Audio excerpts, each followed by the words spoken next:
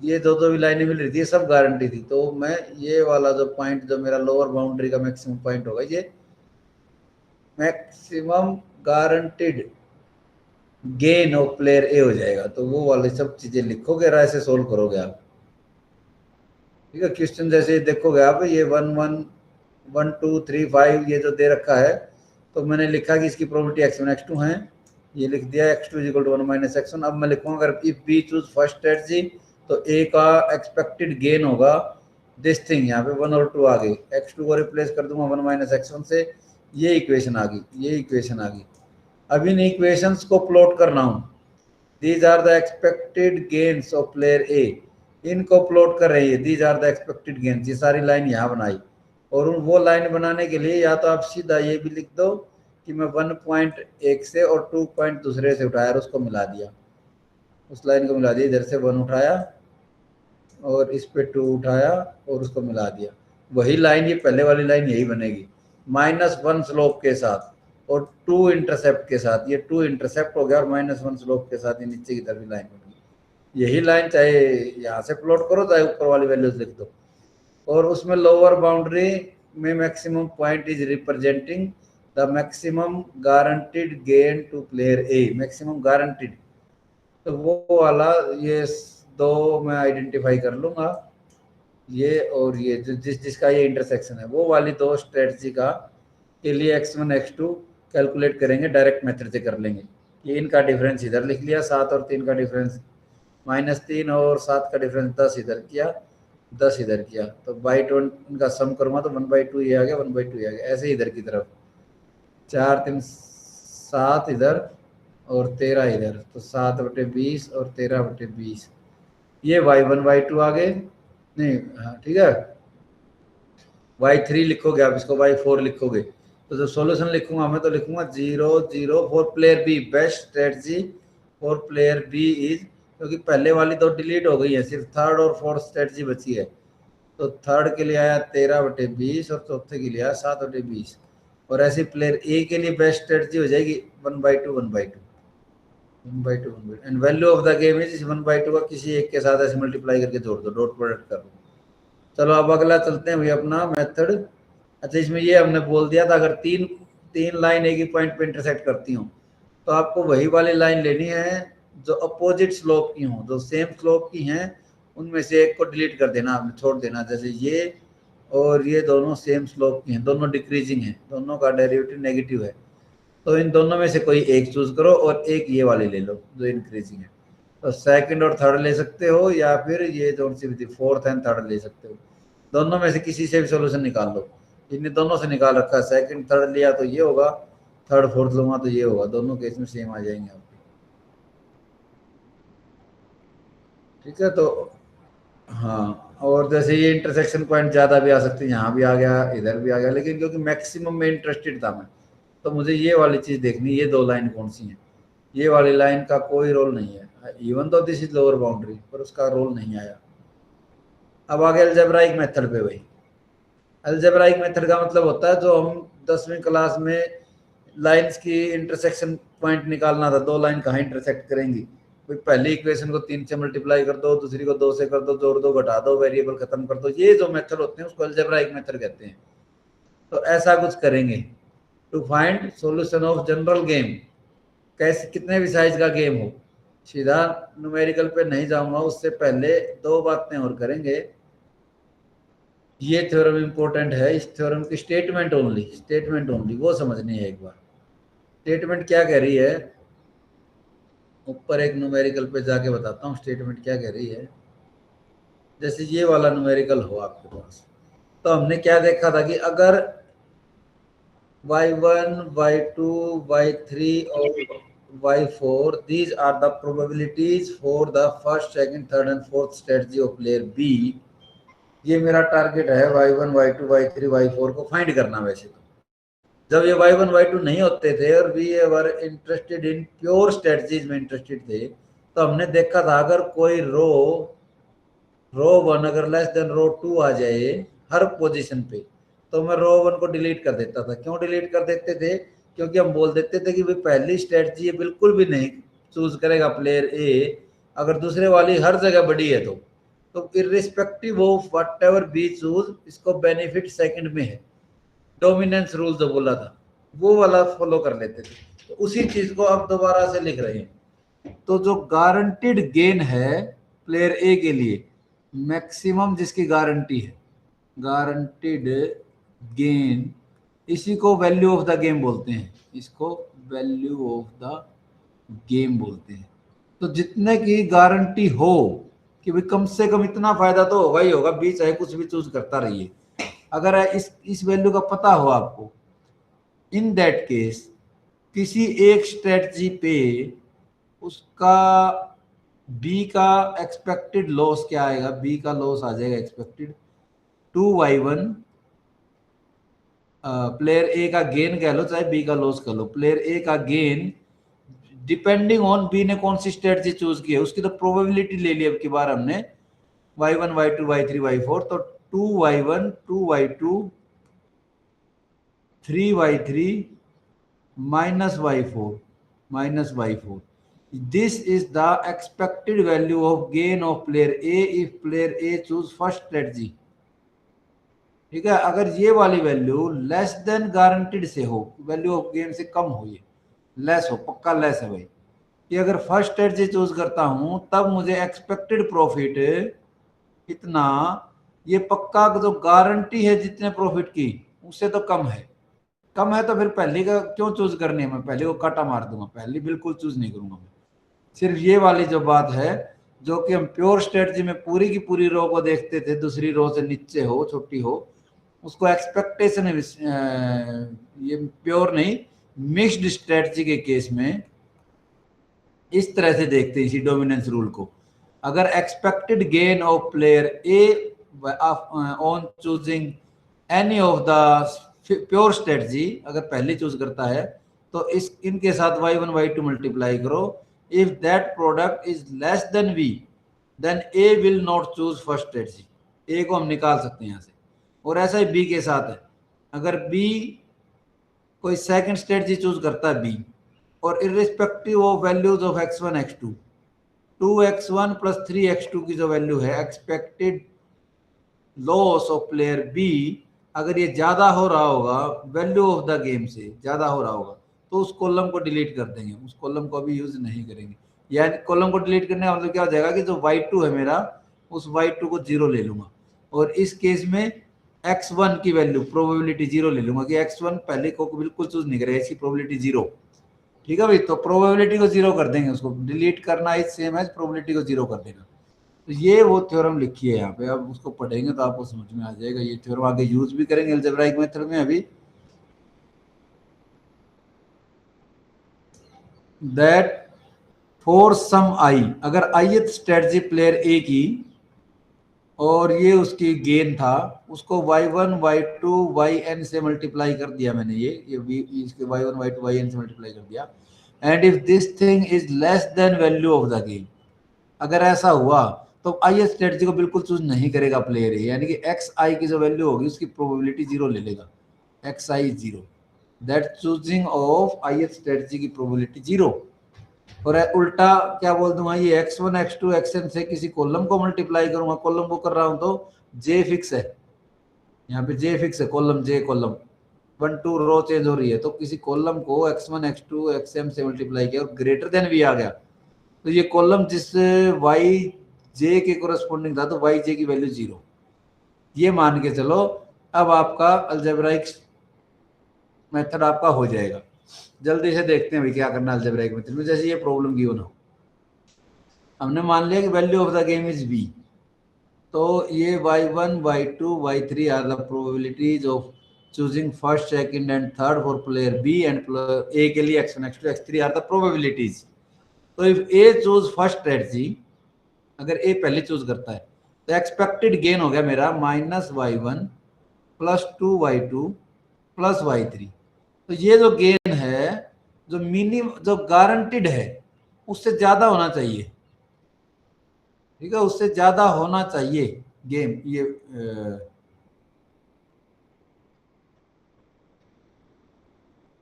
Plus y3 less than equal to v लिख रखा है ये वाली, that for player B -y1 + 2y2 + 1y3। अगर प्लेयर ए ने फर्स्ट स्ट्रेटजी चूज की है तब ये वैल्यू मेरी less than equal to v रहेगी। ठीक है, तो गारंटेड है उससे कम रहना चाहिए, ऐसे कह रहा है, क्योंकि v is value of the game which is maximum guaranteed loss of v, that value is called v, maximum guaranteed loss. भाई अगर आप ज्यादा से ज्यादा बी को लॉस वी हो सकता है तो किसी भी और स्ट्रेटजी में, ठीक है, तो y1 y2 y3 की कुछ भी वैल्यू लूंगा तो मेरा टारगेट ये है कि ये वाला लॉस जो मैक्सिमम गारंटीड है उससे कम ही रहे। अगर उससे ज्यादा होगा तो मैं उस स्ट्रेटजी के साथ नहीं जाऊंगा। वो y1 y2 y3 क्यों ही सिलेक्ट करूंगा मैं, अगर मेरा लॉस जो कम से कम इतने से तो काम चला ही चला सकता है, वी लॉस खा के तो काम चला ही चला सकता है, उससे भी ज्यादा लॉस हो रहा तो उस स्ट्रेटजी के साथ नहीं जाएगा। इसलिए कह रहा है कि these products will be less than v. आपको ये याद रखना भाई, वहां पे ये लॉजिक नहीं सोचना कि कब लेस कब ज्यादा, आप ये याद रखो बस x1 x2 x3 जब मल्टीप्लाई करूंगा कॉलम्स के साथ तो ग्रेटर देन वी लेना मुझे। ये x1 x2 x3 इन कॉलम्स से, तीनों कॉलम से मल्टीप्लाई करूंगा, तीनों को greater than equal to v लिखूंगा। y1 y2 y3 तीनों रोज से मल्टीप्लाई करेंगे और तीनों को less than equal to v लिखेंगे सभी को। ठीक है, तो ये इक्वेशन आ गई आपकी, ऐसे करके 6 इक्वेशन, और 2 इक्वेशन ये हैं क्योंकि टोटल प्रोबेबिलिटीज का सम 1 है और ये probabilities greater than equal to 0 रहेंगी क्योंकि प्रोबेबिलिटी है। तो ये 6 यो और 2 ये 8 इक्वेशन होगी +2, 8 इक्वेशन होगी भाई, 8 इक्वेशन और वेरिएबल हाँ आपके 6, x1 x2 x3 y1 y2 y3 और v, 7 वेरिएबल है, v is also variable, v को भी निकालना है आपको। तो 8 इक्वेशन 7 वेरिएबल आप फाइंड कर सकते हो कि 2 को जोड़ दिया घटा दिया। तो ये क्या करेगा, जैसे इन दोनों को जोड़ दिया, पहले इसको जोड़ेगा तो ये इससे कैंसिल, 3x3 इससे कैंसिल, ये 1 और 2 3x2 is greater than equal to 2v। हालांकि इनको इक्वल लेके चलेगा आगे, इनको इक्वलिटी बना लेगा और फिर सोल्व करेगा। That we are assuming that these are equal, सबको इक्वल ले लिया, फिर इनको सोल्व करेगा, किसी 2 इक्वेशन को ऐड कर दिया, ठीक है, adding this and this, 2 times 10 और 11 को जोड़ दिया, कोई एक वेरिएबल कैंसिल आउट हो जाए, कम वेरिएबल में बन जाए, तो वो सब सोल्व करके इसके ये x1 x2 x3 ये सब वैल्यूज निकालेगा, ये x1 x2 x3 और v1 v2। जैसे x1 x2 x3 अब की बार तीनों दोनों सारे के सारे v की टर्म में आ गई, x1 x2 एंड x3 तीनों v की टर्म में आ गई। तो एक इक्वेशन ये वाली यूज कर लेगा, x1 + x2 + x3 is equal to 1, ये भी एक इक्वेशन थी। प्रोबेबिलिटीज का समन होगा तो इन तीनों को जोड़ दो, इक्वल टू 1 पुट कर दो तो वहां से v की वैल्यू निकल आएगी। ठीक है, तो ये v की वैल्यू आ गई आपकी, ये इक्वेशन 7 में रख दी, जो कि ये इक्वेशन 7 थी। ठीक है, तो इसमें जो ऐड कर दिया एक ही वेरिएबल बचेगा, तो इक्वल टू 1 पे v की वैल्यू आ गई, इस v की वापस से आप पुट कर दी, इधर इधर इधर x1 x2 x3 आ गई। So these x1 x2 x3 are best strategy for player A, best strategy for player A is 17/46, 10/23, 9/46 and value of the game is 15/23। ये तो v की वैल्यू आई है, और जो वैल्यू ऑफ द गेम पता है तो उसको इधर पुट कर दो, वैल्यू ऑफ द गेम को। ये कितनी आई थी, 15/23, 15/23, 15/23, 15/23, और ये 3 equation 3 variable y1 y2 y3 निकाल लो। ठीक है, तो वो y1 y2 y3 कुछ वैल्यूज आ जाएंगी, ये आ गई y1 y2 y3। तो best strategy for player B लिख दूंगा मैं 7/23, 6/23, y2 की वैल्यू, y3 10/23, और ऊपर वाली एक ही आई थी और value of the game is 15/23। ऐसे करके निकाल देंगे भाई। ठीक है, ऐसे करके जब निकालोगे तो कई बार ऐसे होगा कि आपका सॉल्यूशन नहीं मिलेगा। कब नहीं मिलेगा, अगले एग्जांपल में देखते हैं। इस एग्जांपल में सॉल्यूशन नहीं मिल रहा, तो कैसे निकालोगे। जैसे ये वाला न्यूमेरिकल था तो इसने ये वो इक्वेशन बनाई, ग्रेटर देन xi से मल्टीप्लाई किया तो ग्रेटर देन v लिख लिया, yi से रोज को मल्टीप्लाई किया तो less than equal to v कर लिया, और 2 ये इक्वेशन, 8 इक्वेशन बन गई। अब यहाँ सब में इक्वलिटी मान के सोल्व करना शुरू किया इसने, सब में इक्वलिटी मान के, ये इक्वलिटी मान ली और इन इक्वेशंस को सोल्व कर रहा है। सोल्व करने पर इसका ये आ गया, और इक्वेशन आ गई, सब इक्वेशन इसने सोल्व की तो अल्टीमेटली इसका सॉल्यूशन ये आ गया, x1 x2 x3 and v all are 0। सिर्फ 6 इक्वेशन को सोल्व कर रहा है, उन्हीं से सॉल्यूशन आ गया x1 x2 x3 all are 0। लेकिन जो वो वाली इक्वेशन थी मेरी, इन तीनों का सम, प्रोबेबिलिटीज का सम 1 रहेगा, वो सेटिस्फाई नहीं हुई। तो ऐसे सॉल्यूशन को बोलते हैं सॉल्यूशन इज इनकंसिस्टेंट, ये डिजायर्ड सॉल्यूशन नहीं है भाई। Value of the game 0, value of the game 0 हो सकती है, फेयर गेम हो सकता है, बट x1 x2 x3 तीनों 0 आ जाएं ये सही नहीं है। तो उस केस में क्या करेगा, किन्हीं दो इक्वेशंस को ग्रेटर देन, एक तो x1 वाले में स्ट्रिक्टली ग्रेटर कर लेगा, एक y वाले में स्ट्रिक्टली लेस कर लेगा, कोई भी दो। अब ये चलेगा हिट एंड ट्रायल, ठीक है, हिट एंड ट्रायल चलेगा। जिस इक्वेशन को ग्रेटर देन v कर दिया एक इक्वेशन को, तो ये अब वो जो थ्योरम पढ़ा के आया था आपको, वो वाली थ्योरम, कि अगर ये मेरा ग्रेटर देन v हो गया तो मैं, ये है मेरा y1 पहले कॉलम के कोरस्पोंडिंग इक्वेशन ये है, दूसरे कॉलम के कोरस्पोंडिंग ये है, दूसरा कॉलम में y2 प्रोबेबिलिटी थी, दूसरी स्ट्रेटजी, थर्ड स्ट्रेटजी के कोरस्पोंडिंग ये है, ठीक है, ये वाली लाइन है y3 जिसकी प्रोबेबिलिटी है b के लिए। तो वो ग्रेटर देन v हो गया तो b इस थर्ड स्ट्रेटजी को चूज नहीं करेगा। ये हम पीछे थ्योरम की स्टेटमेंट पढ़ के आए थे कि अगर ऐसा है तो y3 को 0 ले लूंगा।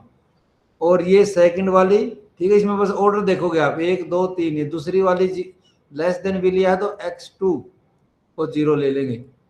ये तीसरी इक्वेशन में ग्रेटर लिया था तो y3, ये जो सब्सक्रिप्ट है ये इक्वेशन के अकॉर्डिंग इन दो वेरिएबल्स को 0 मान लो पहले ही, y3 को 0 कर दो हर जगह से, ये हटा दो, x2 को 0 कर दो, ये x2 को 0 कर दिया।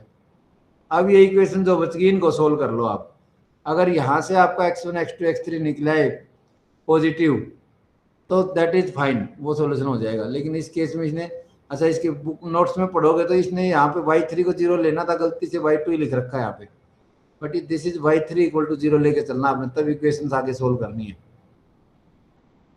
ऐसे फिर ये इसमें क्या बना कि जब इसने ये सब किया तो फिर से यही आ गया, x1 x2 x3 सब 0 आ गए, x1 x3 0 आ गया, x2 ऑलरेडी 0 लेके चले थे हम ग्रेटर देन वाले लेस देन वाली इक्वेशन से, सारे 0 आ गए, फिर से इनकंसिस्टेंट हो गया। अब कह रहा किसी और दो पोजीशन पे ट्राई किया, फिर इसमें थर्ड पे किया, इसमें पहले पे किया, थर्ड पे किया मतलब y3 को 0 किया, इसमें पहले y वाला में पहले कर दिया तो x1 को 0 किया, इन दोनों को 0 कर देगा, x1 वाला 0 एंड y3 वाला 0। अब रिमेनिंग पोर्शन को सोल्व करेगा तो इसके नॉन जीरो आ रहे हैं। तो ऐसे ही हिट एंड ट्रायल चलता रहेगा, ये अलजेब्राइक मेथड है भाई। x2 ये आ गया, x3 ये आ गया, x3 की वैल्यू ये भी 2 आ गया, x3 की वैल्यू 1 आ जाएगी 2/2, तो 0 0 1 ये आ गई best strategy for player A, third के साथ ही जाएगा प्लेयर ए। और बी के लिए ऐसे ही, बी के लिए सोल्व कर लोगे y1 y2 y3, ये y1 y2 y3 आ गया, तो उसके लिए लिख देंगे this is the best strategy for player B, ये ए के लिए थी, and value of the game जो पहले निकल लिया था 2। ठीक है भाई, अलजेब्राइक का मतलब यही है, बस 2 टाइम मल्टीप्लाई कर दिया, जोड़ दिया, घटा दिया, वेरिएबल्स की वैल्यू निकालनी है। अगर 0 0 0 आ गई सॉल्यूशन इनकंसिस्टेंट आ गया तो किन्हीं दो, एक x वाले इक्वेशंस में स्ट्रिक्टली ग्रेटर करना है, y वाले में स्ट्रिक्टली लेस, किन्हीं दो पोजीशंस पे जिस नंबर ऑफ इक्वेशंस, अगर थर्ड को ग्रेटर किया है तो y3 को 0 कर दोगे, y वाले में फर्स्ट को 0 लेस स्ट्रिक्टली लेस किया है तो x1 को 0 कर दोगे। ठीक है, इधर क्या होता अगर लेस है तो मैं x3 को 0 कर देता। इस हिसाब से मेरी जो नई इक्वेशन बनेंगे उनका सॉल्यूशन फाइंड करता है। ये अलजेब्राइक मेथड हो गया भाई। एक आधा घंटा और बचा है, अब अगला मेथड करते हैं। एक थ्योरम है आपके इसमें कि हर किसी गेम का सॉल्यूशन जरूर होता है, every game has solution in terms of mix strategies. Mix strategy की टर्म में तो जरूर मिल जाएगा, प्योर स्ट्रेटजी शायद कोई बेस्ट ना मिले, लेकिन प्रोबेबिलिटी की टर्म में ऑलवेज सॉल्यूशन एग्जिस्ट करता है। तो इस प्रूफ को देख सकते हो आप। हम करते हैं अपना जो बड़ा क्वेश्चन आएगा, सिंप्लेक्स मेथड का यूज करके फाइंड रेक्टेंगुलर, किसी भी साइज के रेक्टेंगुलर गेम का सॉल्यूशन कैसे फाइंड करेंगे। एक न्यूमेरिकल से देखते हैं, न्यूमेरिकल से आपको सिंप्लेक्स मेथड भी याद आ जाएगा क्या था, और सॉल्यूशन कैसे फाइंड करना ये भी आ जाएगा। इस तरह से इक्वेशन दी है भाई, ए के पास 3 स्ट्रेटजी हैं, बी के पास भी 3 स्ट्रेटजी हैं। अब वही y1 y2 y3 x1 x2 x3 ये मेरे एक मिनट भाई, फोन आ रहा है, मैं इसको मैसेज कर दूं कि भाई बाद में बात करेंगे।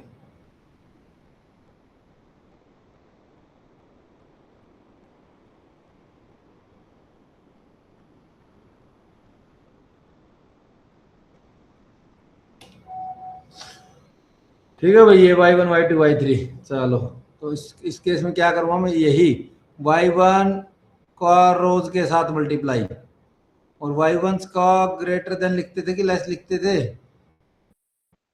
वो इक्वेशन बनानी है। लेकिन उससे पहले ये क्या कर रहा है भाई, इसमें इसने देखा कि कहीं सैडल पॉइंट तो नहीं मिल रहा है। सैडल पॉइंट मिल रहा होगा तो वही सॉल्यूशन मिल जाएगा, प्योर स्टेट से ही सॉल्यूशन मिल जाएगा। वो चेक किया इसने, मिनिमम ऑफ द रो लिखा, उन पे राउंड लगाया, कॉलम का मैक्सिमम ढूंढा, उधर बॉक्स लगाया, कोई ऐसा नहीं मिला जहां राउंड और बॉक्स दोनों मिल गए, वैसा कोई नहीं मिला। तो नो सैडल पॉइंट। लेकिन इसका मिनिमम मिल गया कि मिनिमम इज दिस।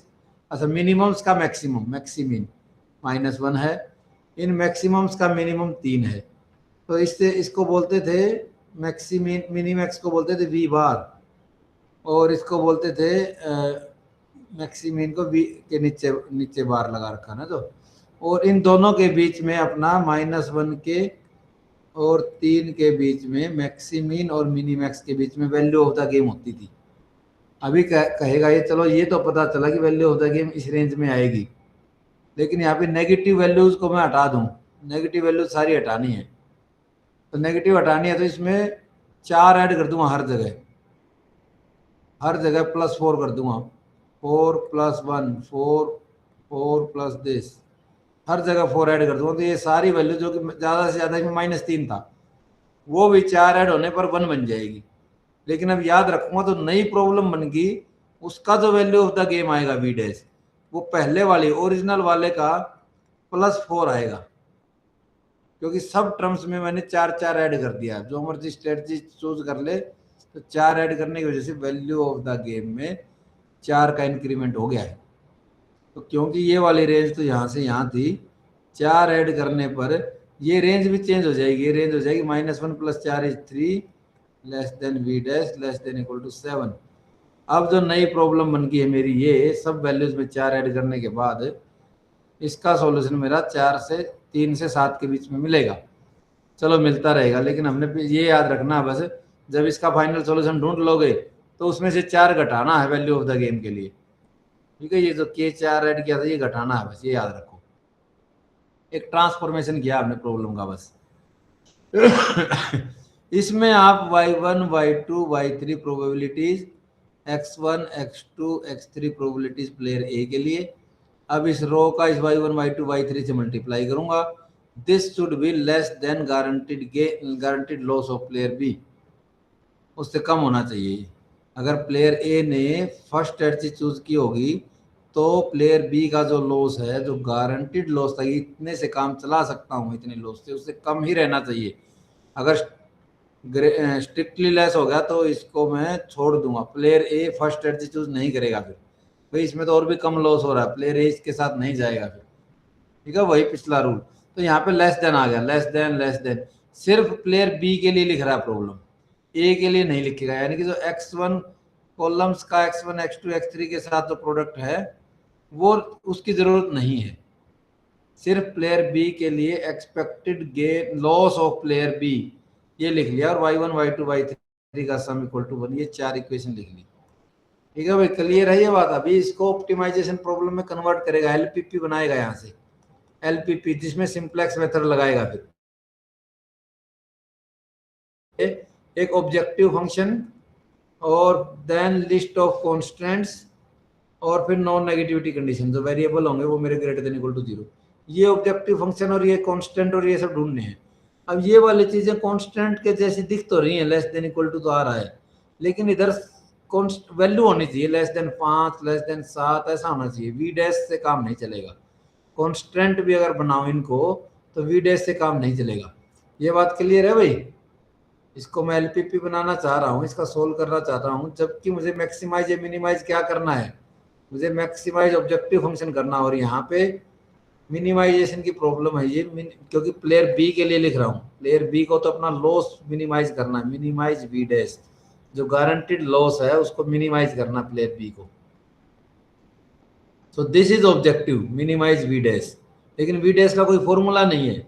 ऑब्जेक्टिव तो मेरा डिसीजन वेरिएबल अगर y1 y2 y3 हो तो 2y1 + 3y2 ऐसे कुछ करके दिखना चाहिए मुझे ऑब्जेक्टिव फंक्शन, तब तो उसको मैं मैक्सिमाइज मिनिमाइज कर पाऊंगा। अभी फॉर्मूला नहीं है। तो इन सब बीमारी कट जाएंगी अगर आप वी डैश से डिवाइड कर दो, इस पूरे को वी प्राइम से डिवाइड कर दो हर जगह, वी प्राइम से, इधर भी वी प्राइम से, तो right hand side V prime by V prime 1 बन जाएगी। राइट हैंड साइड में 1 1 1 आ जाएगा तीनों इक्वेशन में, less than equal to 1 less than equal to 1 जब मैं वी डैश से डिवाइड करूंगा। और ये सारे वेरिएबल मेरे हो जाएंगे Y I divided by V dash, ऐसे हो जाएंगे। और उनको नाम दे दिया मैंने capital Y I is small Y I divided by V dash, इसके इक्वल है।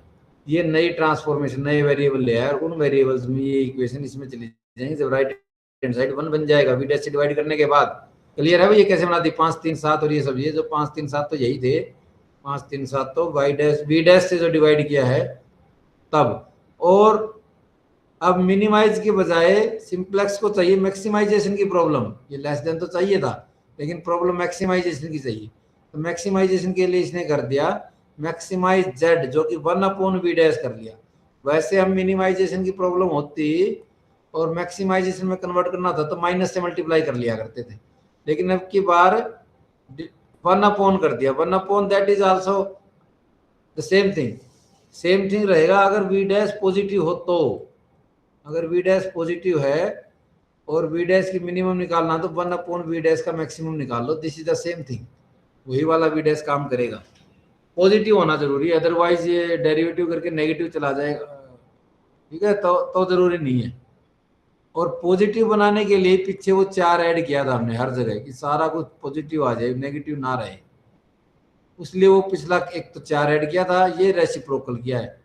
रेसिप्रोकल 1/v डैश ऐसे ही रखा और 1 जो था वो सभी प्रोबेबिलिटीज का सम इक्वल टू 1 था, y1 y2 y3 equal to 1 होता था। तो this is equal to y1/v dash plus y2/v dash plus y3/v dash, और yi/v डैश को मैंने कैपिटल Y3। तो अभी मेरा ऑब्जेक्ट डिसीजन वेरिएबल्स मेरे capital Y1 capital Y2 capital Y3, these are the decision variables. Objective function is y1 plus y2 plus y3 and these are constants subject to, ठीक है, ये constant. अब ये मेरी पूरी प्रॉपर एलपीपी बन गई है। बस ध्यान क्या रखना है कि इस एलपीपी जो मेरा ऑप्टिमाइज करेगी वो जेड फंक्शन को कर रही है, तो जो मैक्सिमम वैल्यू जो आएगी, मान लिया इसकी वैल्यू आ गई आपकी 10, तो ये वैल्यू जेड की आई है, वी डैश की नहीं आई है। वी डैश की वैल्यू आएगी फिर उसका फिर से रेसिप्रोकल 1/10, ये वी डैश की वैल्यू हो जाएगी जो कि मिनिमम हो जाएगी, मिनिमम वी डैश की वैल्यू 1/10। लेकिन ये भी याद रखना कि 4 ऐड किया था तो उसमें से 4 भी सब्ट्रैक्ट करना बाद में। ओरिजिनल वी की मिनिमम वैल्यू दिस -4, तो ये वाली ट्रांसफॉर्मेशन तो याद रखोगे। और ये हमने इसमें कन्वर्ट कर दिया इसको अब स्टैंडर्ड फॉर्म में एलपीपी। अब यहाँ पे आप इसमें सिंप्लेक्स मेथड लगा सकते हो। लेस देन को हटाने के लिए, इक्वल टू करने के लिए एक स्लैक वेरिएबल, अगले कांस्टेंट में एक स्लैक वेरिएबल, अगले में एक स्लैक वेरिएबल, और इन स्लैक वेरिएबल को 0 टाइम करके इधर ऐड कर दूंगा। 0 times y4, 0 times y5, 0 times y6। This is my objective function, new objective function. Objective function फिर उसके बाद क्या करते थे, ये y1 y2 y3 सारे लिखूंगा मैं। अल्फा लिखा इसने, कोई नहीं, y1 y2 y3 y4 y5 y6 6 variable हो गए। ये कोफिशिएंट मेरे ऑब्जेक्टिव फंक्शन में है, y1 1 1 था और इनका 0 0 ले लिया। जो ये आइडेंटिटी मैट्रिक्स बन रही है, सारे स्लैक वेरिएबल है, तो y4 y5 y6 को इधर लूंगा मैं, y4 y5 y6 को, और इनकी कॉस्ट क्योंकि 0 0 0 थी वो यहाँ डाल दी 0 0 0। Right hand side of the constants 1 1 1 को इधर लिखा मैंने 1 1 1, और ये जो मैट्रिक्स है बीच में ये कोफिशिएंट है ही 5 3 7 7 9 1 ये सारी। तो उसके बाद क्या करते थे, डेल्टा जे निकालते थे, जो होता था मेरा जेड जे माइनस सी जे, सी जे या सी जे माइनस जेड जे, सी जे माइनस जेड जे, सी जे माइनस जेड जे, और जेड जे निकालता था मैं इस एक्स बी का या सी बी का, सी बी का इस कॉलम के साथ डॉट प्रोडक्ट करा के, सी बी का इसके साथ, क्योंकि पहले केस में 0 0 0 है तो 0 ही रहेगा। तो सी जे एज इट इज चीजें जो है वो यही, ये 1 1 1 यही आ जाता है। अगर सारे कोई नेगेटिव आ जाते तब मेरा ऑप्टिमम सॉल्यूशन होता। अब नेगेटिव नहीं है, पॉजिटिव है, ठीक है, तीनों जगह पे पॉजिटिव है, तो किसी भी एक और इक्वल भी है, अदरवाइज लार्जेस्ट पॉजिटिव को इनकमिंग वेरिएबल बनाता हूं मैं, यानी कि y3 को एंट्री देनी है। y3 को एंट्री देनी है तो फिर मिनिमम रिप्लेसमेंट रेशियो निकालते थे, that this xb this cost, ठीक है, क्वांटिटी, क्वांटिटी लिखते थे इधर, quantity divided by this column, ये कॉलम की पॉजिटिव वैल्यूज ओनली। तो 1/7, 1/1 और 1/2, इनमें जो मिनिमम है दिस पॉजिटिव क्वांटिटीज में, उसको एग्जिट वेरिएबल, यानी कि y4 बाहर जाएगा, y3 अंदर आएगा, और उनका इंटरसेक्शन पे जो वैल्यू है उसको पिवोट एलिमेंट बोला, उसको 1 बनाना है। तो अगले स्टेप में इसको 1 बना दिया, 7 से डिवाइड करके, 5/7, 3/7, 7 से डिवाइड करके, यहाँ तक इसको भी लेना है, क्वांटिटी को भी साथ में लेना है, 1/7, सिर्फ इसको नहीं छेड़ना है। और बाकी की जो एंट्री है उनको 0 बनाना है, उनको 0 बना दिया, यूजिंग जो भी रो ऑपरेशन लगाए उन सब का यूज करके, बाकी की वैल्यूज भी चेंज होगी, यहाँ 0 बन गया। जैसे ही 0 बना तो ये वेरिएबल में नया वेरिएबल x3 था, y3 था, वो ऐड कर दिया, और y3 की कॉस्ट क्योंकि 1 थी उधर 1 डाल दी कॉस्ट। अब फिर से यही काम किया, डेल्टा जे निकाला, zj minus cj minus zj करके, तो ये वैल्यू आ गई। अभी भी पॉजिटिव है, लार्जेस्ट पॉजिटिव को इनकमिंग, और यही चक्कर चलाता रहेगा जब तक सारे नेगेटिव ना आ जाए। अगले स्टेप में ये सारे नेगेटिव आ गए, नेगेटिव नेगेटिव नेगेटिव, सारे नेगेटिव आ गए, तो ऑप्टिमल सॉल्यूशन मिल गया। क्या मिला optimal solution? That y3 is equal to 1/10, y2 is equal to 1/10, y6 is equal to 1/5। अब इन वैल्यूज को y2, y3 और y6 की वैल्यू को ऑब्जेक्टिव फंक्शन में पुट कर देंगे। ऑब्जेक्टिव फंक्शन के कोफिशिएंट यही हैं, ये ऑब्जेक्टिव फंक्शन के कोफिशिएंट ही हैं, इधर कॉस्ट जो लिखते हैं। तो 1 का 1/10 के साथ मल्टीप्लाई, इस 1 का इस 1/10 के साथ, 0 का 1/5 के साथ, और ऐड कर दूंगा, तो वो आ गया मेरा 1/10 प्लस 1/10 जो कि 2/10, 2/10 इज 1/5, ये आ गया मेरा मैक्सिमम वैल्यू। और y1 0 है, y1 इधर है ही नहीं बेसिक में, y2 y3 है, दोनों 1/10 1/10 के इक्वल, y2 1/10, y3 1/10, और this is the value of the game. y1 0 है, y1 बेसिक वेरिएबल में नहीं है। अब यहाँ पर नहीं रुकना है हमने ये सब याद रखना कि y1 जो था मेरा yi, वो small yi divided by v dash था। तो पहले v डैश फाइंड करेंगे, v डैश और z में रिलेशन था, v dash was reciprocal of z, इसका रेसिप्रोकल हो जाएगा 5, v डैश इज 5, तो 5 की वैल्यू इधर पुट कर दूंगा 5, small yi is 5 times capital yi, 5 times capital yi। अब कैपिटल yi ये तो 0 था, तो स्मॉल y1 भी 0 ही रह जाएगा। y2 1/10 था, तो यहाँ पुट कर दूंगा 1/10, 5 से मल्टीप्लाई करूंगा 1/10 को, तो 1/2, दिस इज स्मॉल y2। ऐसे स्मॉल y3 इज 1/10। तो जब b के लिए बेस्ट स्ट्रेटजी आ गई मेरी, b के लिए बेस्ट स्ट्रेटजी आ गई y1 0, y2 1/2, y3 1/2, and the value of the game v dash आया है 5। अब वैल्यू ऑफ द गेम में अभी आगे जाना है, v जो कि 4 जोड़ा था वो 4 घटाना भी है, इसमें से 4 घटा दिया तो 1 आ गया मेरा value of the game is 1। तो ये मेरा बी के लिए तो आ गई बेस्ट स्ट्रेटजी। प्लेयर ए के लिए क्या होगी बेस्ट स्ट्रेटजी? यहीं से डायरेक्ट लिख सकते हैं प्लेयर ए के लिए, जो मेरे non zero variables last table में देखोगे आप, यहाँ पे जो नॉन जीरो आ रखे हैं, अच्छा ये नहीं, जो नॉन बेसिक वेरिएबल्स हैं, ठीक है भाई, जो नॉन बेसिक वेरिएबल्स हैं आपके,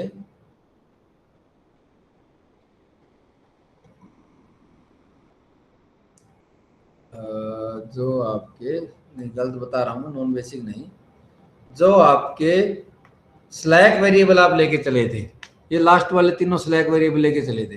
पहले वाले y1 y2 y3 थे, और y4 y5 y6 मेरे स्लैक वेरिएबल्स थे। उन स्लैक वेरिएबल्स की यहाँ पे जो वैल्यू है, ठीक है, यहाँ पे जो वैल्यू है, पहले वाला x1 की वैल्यू हो जाएगी, दूसरे स्मॉल x1 की minus of this, x2 is minus of this, and x3 is this, यानी कि x1 हो जाएगा तुम्हारा, सीधा लिखेंगे यहाँ से, ये तो लिख रहे हैं हम x1 x2 x3 की वैल्यू, ये ड्यूअल ऑफ द प्राइमल का यूज करके लिख रहे हैं। ड्यूअल में x1 की वैल्यू 2/15 हो जाएगी और x2 की वैल्यू 1/15 एंड x3 की वैल्यू 0। तो ये मेरी best strategy for player A. Direct लिखोगे आप यहाँ पे जो वैल्यू है उनको देख के, negative of those values, negative of those values is the probability for player A. Best strategy is 2/15। अच्छा, ये कैपिटल एक्स आई की वैल्यू आएंगी शायद, है ना, कैपिटल एक्स आई की वैल्यू आएंगी। इसी तरह से जो 2/15, 1/15 और 0 जो वैल्यू है, capital x1, capital x2, capital x3 की हैं। और उसमें भी यही रिलेशन है, X I divided by V dash. V dash की वैल्यू जो कि 5 थी, तो इसको 5 से मल्टीप्लाई करोगे, 5 से, to get small x1, small x2, small x3। Small x1 is 2/3, small x2 is 1/3 and small x3 is 0. So these are the probabilities. Best strategy for player A, 2/3, 1/3 and 0. ये करना आपको, ये हमने पिछले सिंप्लेक्स से निकाल ही दिया था। तो x का लिखते हुए याद रखना आपको, x का लिखते हुए आपको जो स्लैक वेरिएबल्स की लास्ट टेबल डेल्टा जे की जो वैल्यू थी, माइनस ऑफ डेल्टा जे कर दो, उनको पॉजिटिव कर दो। Those are values of x1, x2, x3, capital x1 and capital x1, x2, x3 are that इनको मैं अगर v से मल्टीप्लाई कर दूंगा v डैश से, तो ये मेरा small x1, small x2, small x3 बन जाएगा v डैश से, जो कि वैल्यू 5 आ रखी थी इस केस में। ऐसे करके निकाल लेंगे। अपना सिलेबस कंप्लीट हो गया भाई। किसी को कोई क्वेश्चन है तो पूछो अब।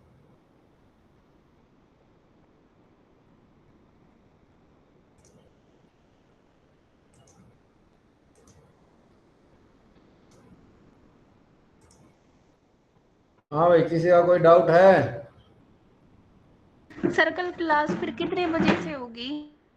कल क्लास है? कल क्लास नहीं होगी हमारी, हमारा सिलेबस कंप्लीट हो गया भाई।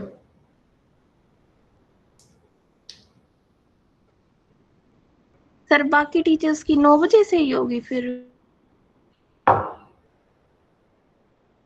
देखो, अगर कुछ नोटिस आया ही नहीं तो जिनकी ऑफलाइन है उनकी ऑफलाइन होगी। ऑनलाइन का जो टाइम था वो ऑनलाइन पे होगी, वो भी ऑनलाइन तो होती है। ऑफलाइन भी हो जाती है 9 से 5 के बीच में। उससे बाहर जो थी वो क्लासेस तो होती ही होंगी जिस चीज का सिलेबस नहीं हुआ है। कल लास्ट डे है ना आपकी क्लासेस का? हाँ, तो कल लास्ट डे है। कल नहीं तो परसों करना था, कल ही कर देंगे, निपटा देंगे। कल पहुंच गए तो आप लोग।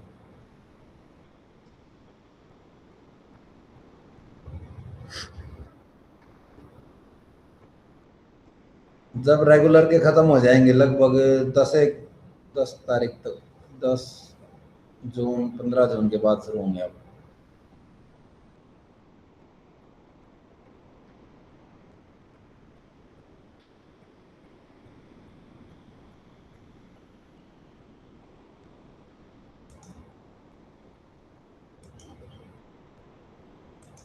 ठीक है भाई, अगर किसी का कोई इश्यू नहीं है तो आप चैट बॉक्स में डाल के अपनी अटेंडेंस निकल सकते हो। सुबह 8 बजे क्लास हुई थी मैडम की आज? Yes sir.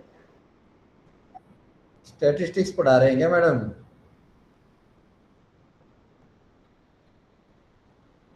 कौन सा कोर्स पढ़ा रहे हैं डॉक्टर पूनम? अच्छा, एक्सट्रीमा निकाल रहे हो, एक्सट्रीमा फंक्शनल आयलर इक्वेशन।